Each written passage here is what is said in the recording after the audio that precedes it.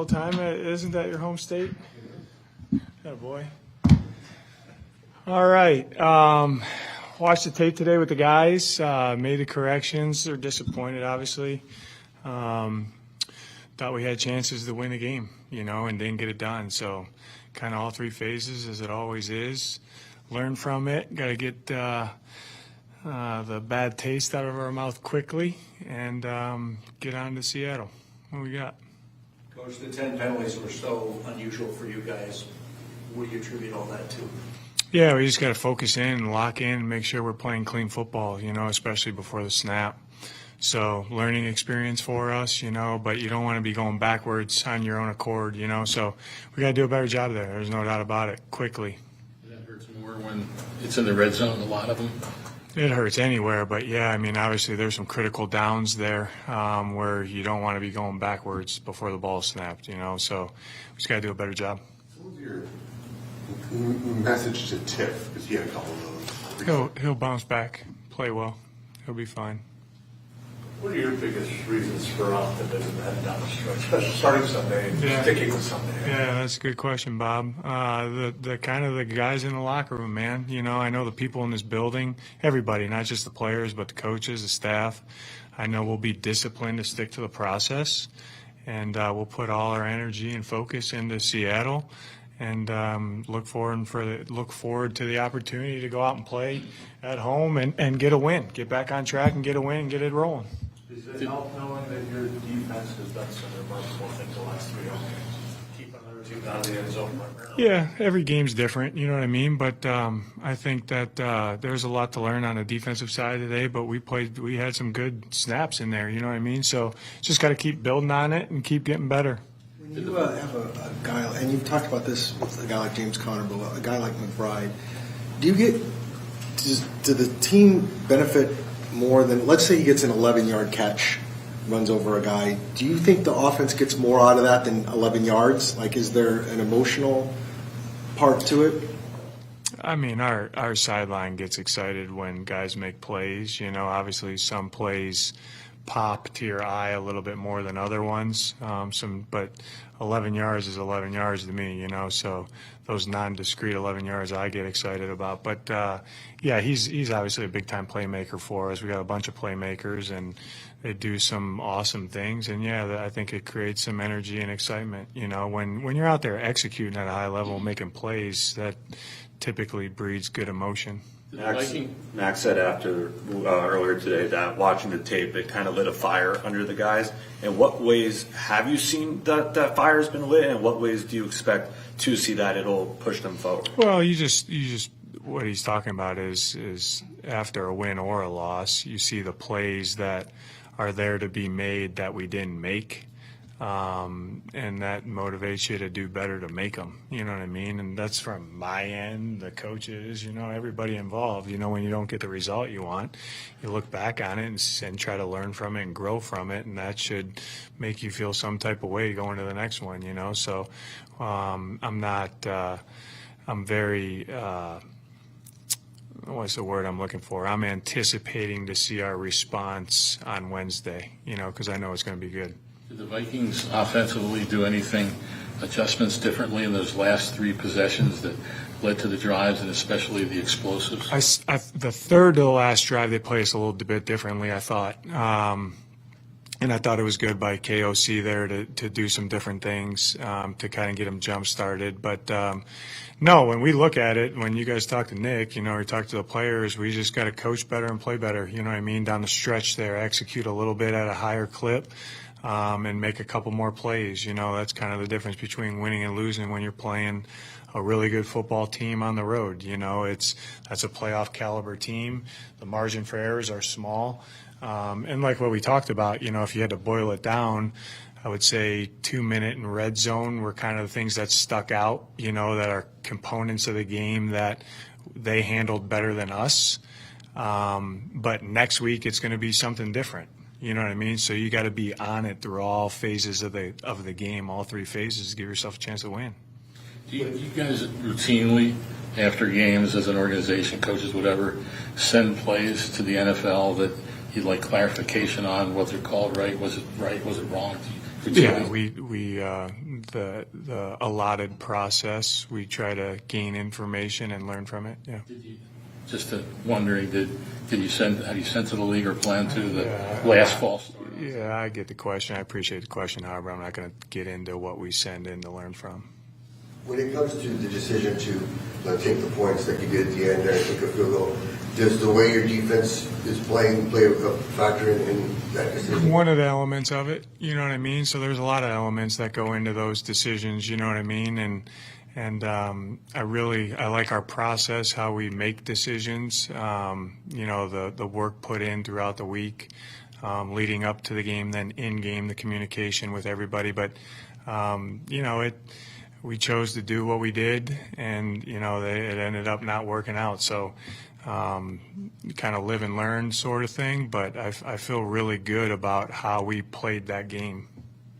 Coach, after 2 losses like this, how do you maintain the status quo during practice in the week and not let things ratchet up or get more intense than they should be? Yeah, good teams are disciplined about their process, so that's what we'll do, But there's a couple things that this week we're going to change up a little bit. Not crazy, but I talked to the team about, on Wednesday and Friday we got to be better at a couple areas that I thought better than last week, you know what I mean? So just staying consistent and displaying winning behavior, you know what I mean? That's what it always goes back to. So we got to do it at a high level to give ourselves a chance to win Sunday. Going back to Bob's question, we always talk about being a week-to-week process, but are you also able to see the big picture, see the progress that you guys are making?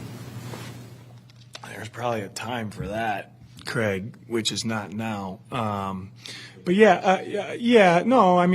take inventory every week, you know what I mean? And to kind of see where we're at as a team, as all 3 phases, as individual players, as coaches, you know what I mean? So that's part of our process, you know what I mean? We kind of turn over every stone with, what could we have done better, win or a loss, everybody involved in the operation. And my thing with these guys was, I think we've earned the right to play meaningful games in December. So we're kind of right where we wanted to be when we set out for the season. So they're not thinking about that.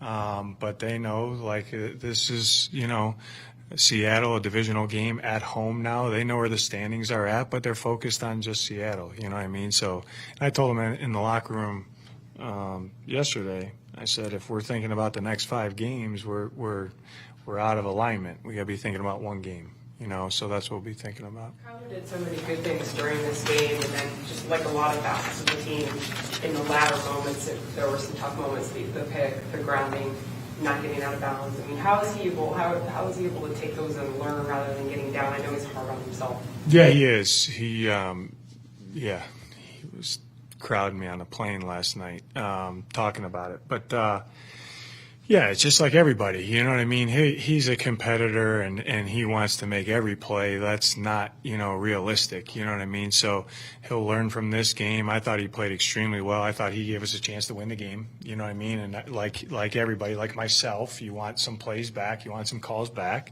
but you learn from it and move on. But I love his competitive stamina. I love his will to get better. And I know he's going to come out this week and on Wednesday and be locked in, ready to go. In your closer look, what did you see from Darius in his debut? Yeah, I thought he did some good things. I thought he was disruptive. He was his plan was it fell out how he wanted it to fall out. I think he had a good learning experience. First time he's played in 3 months, you know what I mean? Got lathered up, made some plays, rushed some different people, played the run versus different people. So I think he'll take a big step forward as we keep moving on. But a learning experience. He's hard on himself, I feel like, which is what you want. But he did some good in that game too. So like Kyler, you know what I mean, wants some plays back, I'm sure. But he'll learn from it and grow. Speaking of first-round picks with Marvin, is he still doing a lot of learning, do you feel like, at this point in the season? Is it clicking, do you think, the way he wants it to click? Yeah, you're going to learn every day, especially rookies, So how many games has he played? 12, I think. So yeah, he's going to continue to learn until he's, retired, So that's who he is as a person. But that's how all great players are. So he'll continue to do that. He'll clean some things up. I thought he made some good plays. I like how he's practicing right now, and he's impacting the game for us. How did the Vikings, though? How did the Vikings disrupt that connection? One at a time. Come on, go. How much can you hang your hat on his pass rush? I think they're affecting the quarterback well. Go ahead, Bo. Marvin gets 12 targets, 5 catches. How did they disrupt that connection throughout the game? Yeah, they played a little bit differently on him, too, a little bit. Not on him, just in general. I thought that they played a little bit more man than we were expecting. Yeah, I think it's just the rhythm and details of the passing game and making plays. And, a couple times I thought he had some opportunities and the ball didn't go up to him. You know what I mean? So, and you'd like to see the ball go up to him for a number of reasons. You know what I mean? Not pointing blame at anybody. It's just the ball didn't find him. But when the ball finds him, he has a chance to make plays. So we keep looking at everything, making sure that we're putting him in the right spots, that he feels really good about what he's doing, with the quarterback, that he feels really good about what's going on, and keep utilizing him. What's it mean to have James Conner around for 2 more years, and just how important is that to have him? Awesome, man. Awesome. Yeah, I'm very thankful to Michael and Monty to get that done. He's a huge piece of who we are, and obviously I wanted him to stick around here, so very happy about it. JT McBride said he was heartbroken after the game. Just how do you balance that feeling and then just moving forward and don't let it consume you for the next game? Yeah, competitive stamina, You win some, you lose some, you got to get back at it, you know what I mean? So we got to get off the whole boxing analogy. We got beat up in that round, Well, we didn't get beat up in that round. We went toe-to-toe in that round. They didn't get knocked out. We didn't get knocked out. If you said who won that round, they did, right? So we got to get, rejuvenated and get back up and get out and get swinging. So we'll be excited here when it's time to go. I know that. You talked about, you guys are playing meaningful games at this point in the year. You pretty much control your own destiny, and that's got to be, a product of all the work that you guys have put in. Yeah, one at a time, you know what I mean? So one at a time, and we just keep stacking good days and keep doing the right things and let the chips fall, man. But I like us. I really do. We heard yesterday after the game a lot of we need to execute better in the red zone. What can you do in practice to help improve that? Yeah, I'm not going to change much of the process, but there's always an emphasis on red zone. I think, I laugh because what was the stat there? We were really that one. To keep scoring every time you're down there is probably not realistic, Came up at a bad time because we got down there and didn't get points where we needed to probably get some more points. And then the challenge of, going into this week is you just played this team 2 weeks ago. So, you're going to have a bunch of wrinkles. You want to run your staples. What are they going to do? Are they going to do the same thing? Or are they going to do something different? So that's a week-to-week thing, but not just the red zone, third down, run game, all that. So we got to put good plans together, coach the details the right way, and execute when we get down there. Mac was making plays all over the field, and when he signed in the offseason from him, it seemed very similar, having the idea that you guys envisioned him being able to do a lot more than opportunities he had earlier in his career. Has anything surprised you, though, of you didn't think he'd be as good at one part of his game as he has been? Because he was everywhere yesterday. Yeah, he was. He's definitely playing extremely well.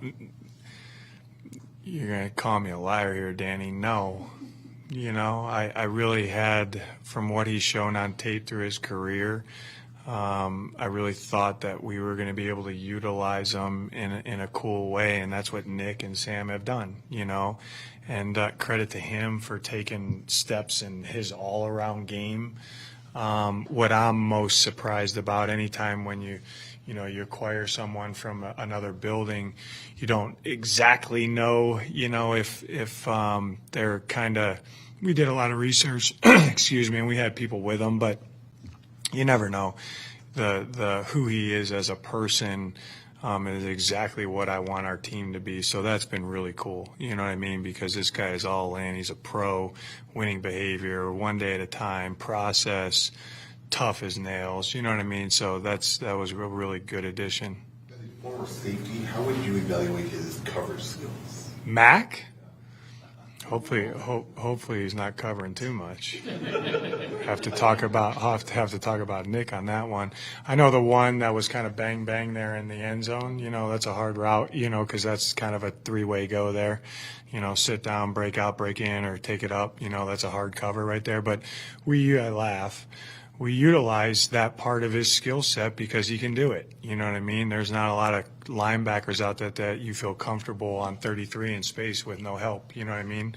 We do because he can do that. So we use that part of his game for our advantage. You communicate with Kenny over at ASU much, and what you Not thought too about- much since the season started. I know they're lighting it up, so we're pulling for him. But he's a good dude. He came out here in the spring, him and his whole staff. We talked a lot of ball. It was really good. There's no wonder why they're winning. He's on it. A lot of people say that you and him communicate very similarly. I don't know if you've heard that. I haven't. No, I just know they're winning right now. Coach, thank you. Okay. Thank you, guys.